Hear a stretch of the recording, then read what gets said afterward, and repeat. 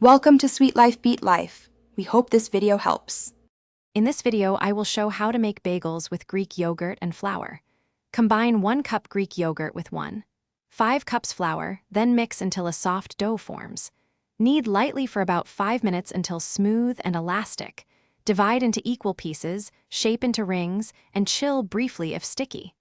Boil briefly for a glossy crust, then bake until golden. Gather 1 cup plain Greek yogurt, 5 cups all-purpose flour, and optional add-ins like salt, sugar, or seeds. Preheat the oven and line a sheet with parchment to prevent sticking. Bring a pot of water to a gentle boil for the brief boil step that gives bagels their chew. Keep a slotted spoon handy to transfer bagels without losing their shape during boiling. After dividing the dough, roll each piece into a tidy ball and press your thumb through the center to form a ring, enlarging as needed for even baking.